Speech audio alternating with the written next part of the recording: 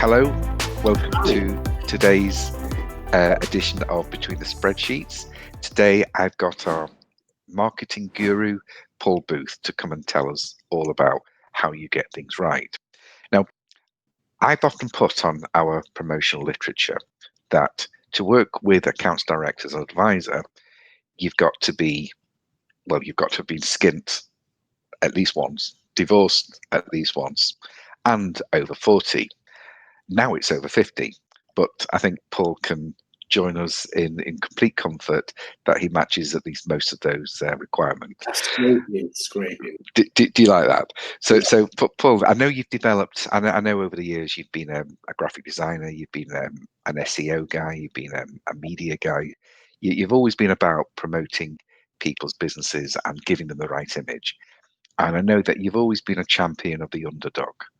So what are people doing wrong and how can you help them? I think it's unprecedented times without a doubt, and it's difficult sometimes to get a positive spin on what's happening. But it's essential. You've got to look at it as a renewal, no matter what happens, no matter how hard it is for each of us. And some companies will fall. There's no doubt about that. But hopefully they build back and they come back stronger. You've got to see a positive thing. What's happening now is acting as a catalyst. I think what we're seeing on the high street was inevitable over the next 15, 20 years. It's going to happen within a short 2 years now. But it's not necessarily a bad thing if you look at it from a different perspective. So embrace the change, embrace the challenge, I'd say. Look for new opportunities, because as doors close, others open. Your business will no doubt have to adjust. You may have to start from scratch, but businesses will thrive through this. Yes, so this is something that I've been preaching for a long time now. I think you've hit the nail on the head. It's the current climate is more to do with, should we say, sociological change. It's more to do with the internet. It's more to do with easy deliveries. It's more to do with people buying online. The cost of bricks and mortar infrastructure. So things are definitely changing, and people like you now are becoming a lot more important and even vital to some companies, because you've got to get that online image and that online infrastructure going, don't you, Paul? Yeah, absolutely. And I look at how what has just happened with the coronavirus has affected everybody. I look at my 19-year-old son, who's only had a short taste of adult life. Yeah. A lot of that has been a lockdown, and I look at his possibilities. He's got driving lessons, and I look at what his insurance is going to cost him. Yeah. Possibility does he have of owning his own home anytime soon? He's got a very different life than I had when I was 19. I was in business during the 90s, which you probably remember were very hedonistic, and I cut my teeth in the business life during the 90s, and it wasn't a healthy time spiritually anyway. And I brought that to now. Now I look at what my son's going to bring to his generation. I hope that he lives through happy times like I and you did, but it's going to be tough. But I do think that this revolution, as well as monetary and financial and everything, will be quite spiritual as well. People are already starting to look at the work-life balance and decide what actually makes them happy. And I suppose that's where I want to look at the people, this tsunami of redundancies that we keep getting told about, this horror story. I see it as an awfully lot of highly skilled, experienced people with nothing to do and a bit of redundancy money.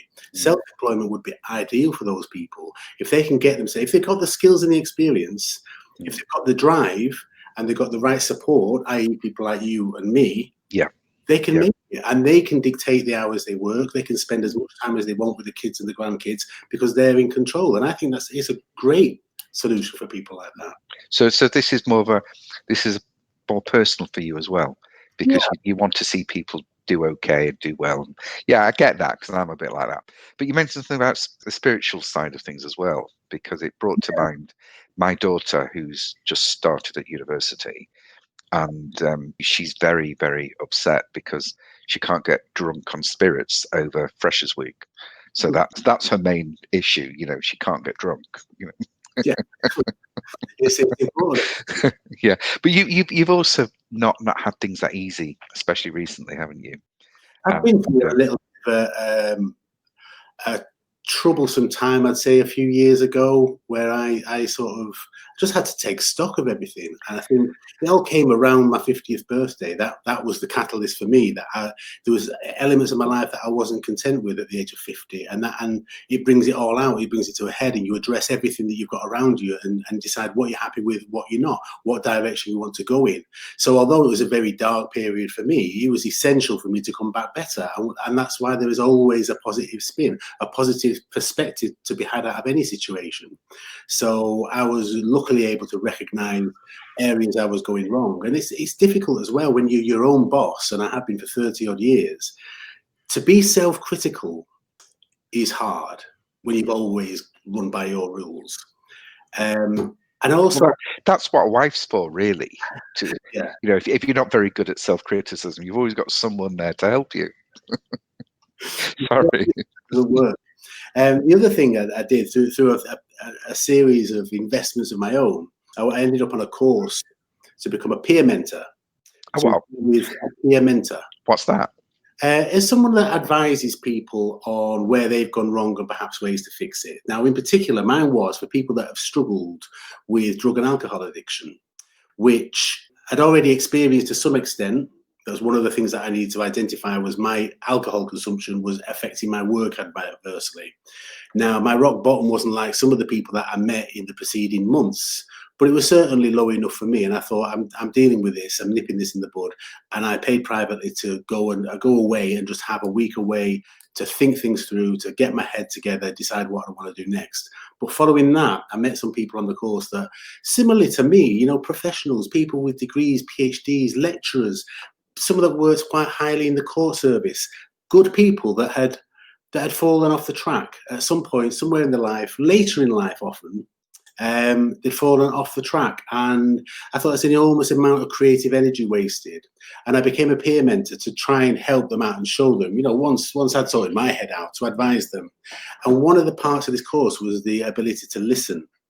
And I realized that I'd never done this course in my entire life. When you actually realize how it feels to listen to somebody without interjecting, without trying to solve their problems either, just listen. It's hard, and it's helped me no end. After 30 odd years in business, there's not many sectors I've not dealt with. There's not many briefs I can take from clients where I don't already have a solution in mind. The ability to listen, the skill of listening, changed my whole perspective, not just in business, but even with my children, with everything. Because you get to the stage, after 50 odd years of life, you've got your own rules that you run by. You never look outside them. So to take a step back and look at everything that's in front of you and decide, well, no, I'm 50 and I'm not quite the person I wanted to be. I'm not the person I intended to be. I need to change this, this, and this. So the ability to listen was key to that. And it's now, you know, I get a brief from anything, and the chances are I've worked in that sector before. The chances are I'll think I'll know the solution. Yeah. I've still got to listen to that client. It's their baby. They want to run with it. They're investing in me. I've got to give them that ear. I've got to give them that platform to get their ideas through me. So the ability to listen was key, and has paid off no end in all areas of life. No, it is important. I mean, sometimes I wonder why I've got any clients. I know I've mentioned this before, but I had a gentleman I do avoid, because he does, you know, just take an inordinate amount of my life away from me. But he said to me once, "Well, you know, I've not been able to get hold of you. I just feel you don't want to talk to me." And I just said, "That's not true. I'll talk to you all day. It's listening I have a problem with." So I do take your point, Paul. But you've put together a package, haven't you, to help people set up, because it is important that they get that brand, they get that visibility out there. Yeah. Do you want to tell me about that? Yeah, well, initially Overdog was there. There's a port time. Overdog, that's a great name. Yeah, the opposite of Underdog. Was there to offer some of my services free to people in some sort of recovery from whatever it's gambling or whatever made them hit rock bottom, whatever made their life fall apart and they want to build up again. if they fit the criteria, then I'll work with them and help them create websites, etc., and market themselves again. But then this coronavirus scenario means that to some extent everybody's in some sort of recovery, whether it's financial, spiritual, whatever it is. It's decimated a lot of lives. So I'm looking at those people with the energy and drive to do something for themselves. Maybe they've lost a job after 30 years. They're of that age where regaining gainful employment is going to be pretty hard, pretty tough. If they've got the skills and the drive to be self-employed, they can speak to me. I will, I've got a wealth of experience in a myriad of sectors. I can help, and I can help on a budget as well. I've during lockdown, I've offloaded a lot of my expenses, including my office. I've decided I don't need it. I've worked from home very successfully. Yeah. First time, because in the past I'd be diverted, distracted, loose swimming, whatever it was, I'd be watching it before I even get round to work. Oh, that type of loose swimming. Sorry. Where are you going here? But now, yeah, I think I've got it down to a fine art. I can sit at a computer anywhere in the world and I can focus and I can get the job done. So my rates are nowhere near what they used to be. I mean, we're talking in the late 80s, a logo from me would cost you in excess of £1,500. Now I do it free with a website. Things have changed. Value has changed. And certainly my wage has changed, but it's a livable wage and I'm happy with that. Yeah. And that's what I mean by the spiritual revolution. People are going to take stock. What's most important? That cash in the bank or actually enjoying life while you're making the cash in the bank? So it's been useful. No, that is an amazing turnaround, because you're now not offering just a commercial side of things, but you're really trying to understand people to do what's right for them. And I think that is a trend I've seen coming up in the coaching world, but I think it's you've got to really get it before you can be tempted. A lot of coaches, a lot of people in your sector, they say you've got to listen, you've got to hear, but they don't really. That's just words in themselves. But you've really, I mean, people don't know that I've known you a very long time, and this is a new real a new Paul. I mean, you were never that money grabbing, but Well, I think you seem to have a purpose here. I think my core skill has never changed. As a graphic designer in the 80s and 90s, and more recently a web designer, the purchasing hasn't changed. The behavior hasn't changed. If people buy into your brand or your idea, it's because they like it. Nobody buys into something they don't like. No. So those principles haven't changed at all. It used to be on page, it's now digital. Yeah. The procedure, the psychology behind it hasn't changed at all. So I still find myself relevant in a market which is saturated with people Ed's age, really. I'm in my 50s. I'm old to be doing this, but that experience is holding me up. It's because that purchasing journey hasn't changed, whether it's on page or on screen. So I can take a client with an idea and I can single-handedly, without anyone else involved, and place the brand, create the brand, look for its market position before the brand's even created. I can look at what's out there, what's missing, and then try and direct them. So I can just do everything from start to finish.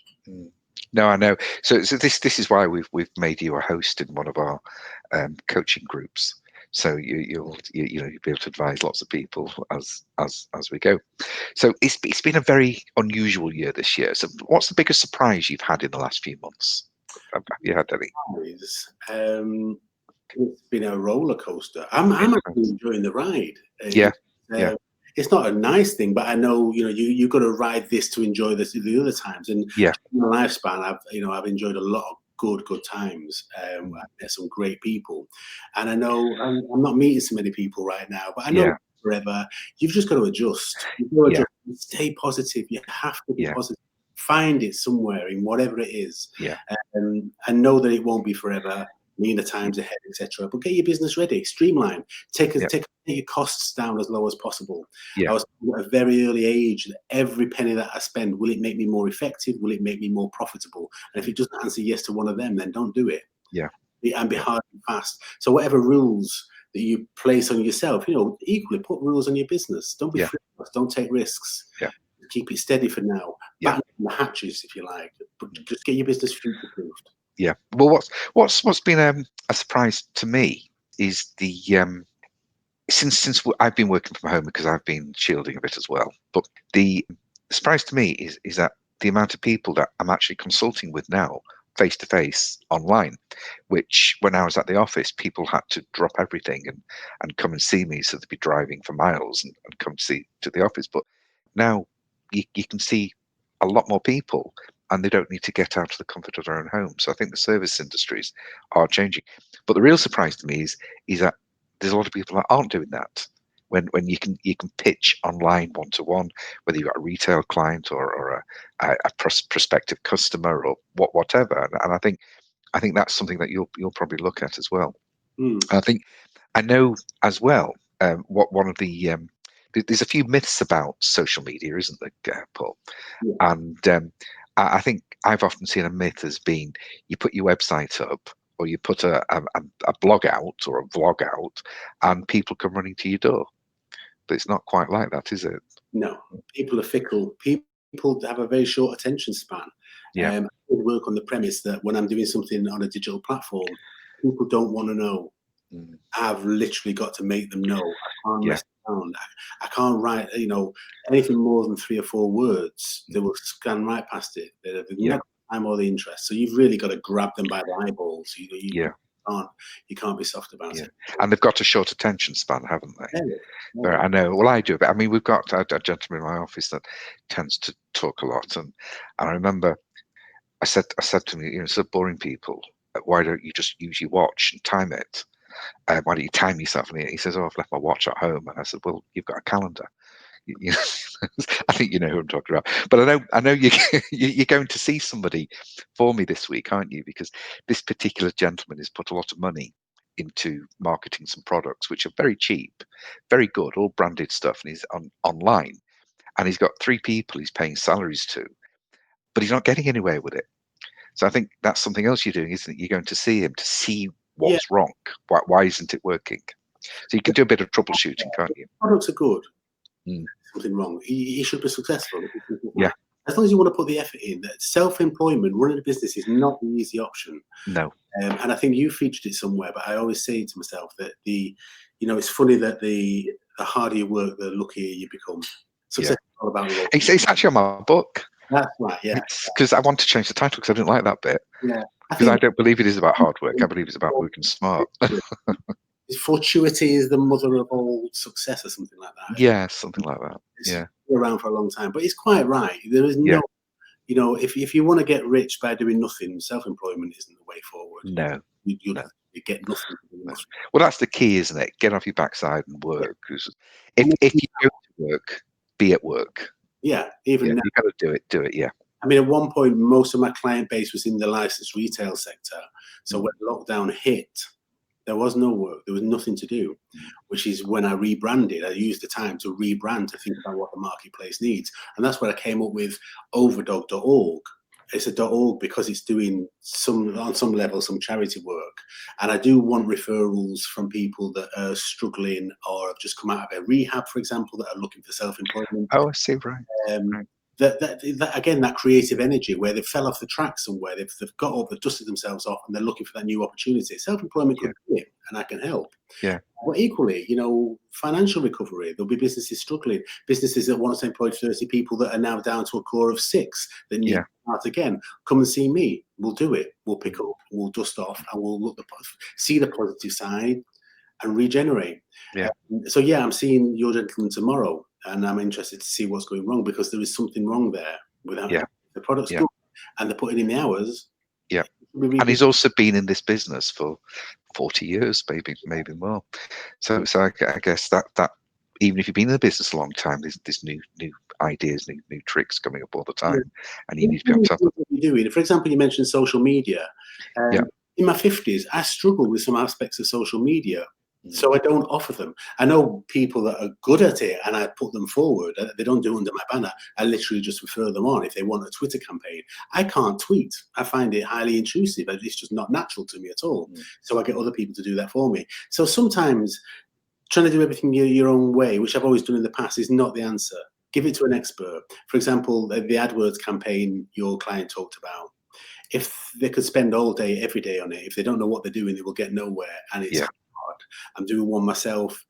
I must be 15 hours in yet. I've not even got my data back yet for me to properly analyze my customer's journey, where they click, etc. So I need to get all. It's a long-term thing, and you need to Yeah, know what you're doing. So get the right yeah. people as well. And of course, you're not running away once you've done the first bout of work. You're always there in the background Yeah. to just to Oh, make sure people are there. Yeah, yes, I've had some of my clients 30 odd years. yeah, yeah. Well, I think how long have I known you now? Close, 20. Yeah, yeah. It's a long, long time. So you're not one of these people that disappears. You're around. Yeah. But I'd like to thank you very much for joining us today. Um, and I'm sure that a lot of the people watching this will get a lot of benefit from you. And if you want to contact Paul, contact him direct on the numbers below, or you can contact me and I will put you in touch. But good luck with this endeavour, Paul, and I look forward to working with you even more. And thank you.